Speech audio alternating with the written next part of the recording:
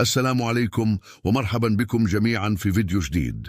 اليوم راح نتكلم عن موضوع مهم جدا يخص أموالك ومستقبلك المالي. كلنا نحب فلوسنا ونبغى نحافظ عليها، صح؟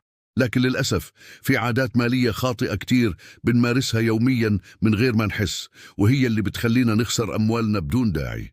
أول شيء، توقف عن الشراء العاطفي. يعني إيه؟ لما تكون زعلان أو متضايق وتروح تتسوق عشان تحسن مزاجك. صدقني، هاي مشكلة كبيرة بتخليك تصرف فلوس على أشياء ما بتحتاجها أصلا.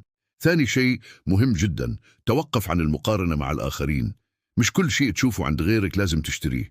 كل واحد له ظروفه وإمكانياته، وأسوأ شيء تقدر تسويه هو إنك تصرف فلوسك بس عشان تثبت شيء للناس. نقطة ثالثة، بلاش تستخدم البطاقات الائتمانية بشكل عشوائي. كتير مننا بيفتكر إنه البطاقة الائتمانية فلوس مجانية، وهذا خطأ كبير. كل مشترياتك على البطاقة لازم تسددها في النهاية، والفوائد بتتراكم بشكل مخيف.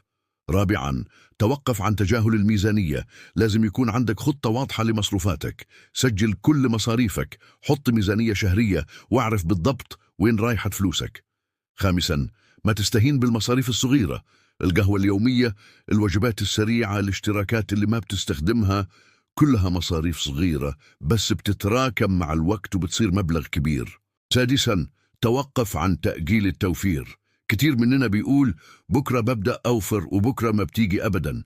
ابدأ من اليوم حتى لو بمبلغ بسيط. خلي التوفير عادة أساسية في حياتك. سابعا، ما تستثمر في شيء ما بتفهم فيه.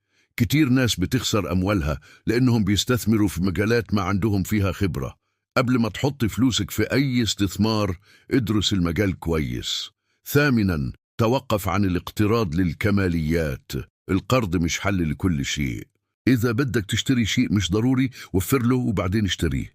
تاسعا، ما تهمل التأمين، سواء كان تأمين صحي أو تأمين على الممتلكات. التأمين مهم جدا لحماية أموالك في حالات الطوارئ. عاشرا، توقف عن تجاهل مستقبلك المالي. فكر في التقاعد من اليوم. حط خطة طويلة المدى لمستقبلك المالي. نصيحة إضافية مهمة، علم أولادك الإدارة المالية السليمة. خليهم يفهموا قيمة الفلوس من صغرهم. علمهم التوفير والإنفاق الذكي. وأخيرا، تذكر إن المال وسيلة مش غاية.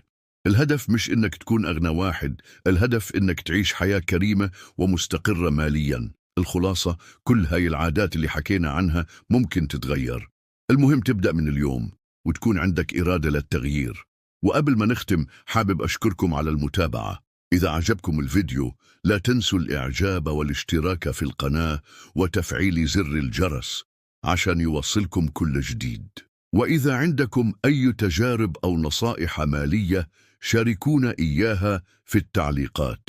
نلتقي في فيديو جديد. دمتم بخير، والسلام عليكم ورحمة الله وبركاته.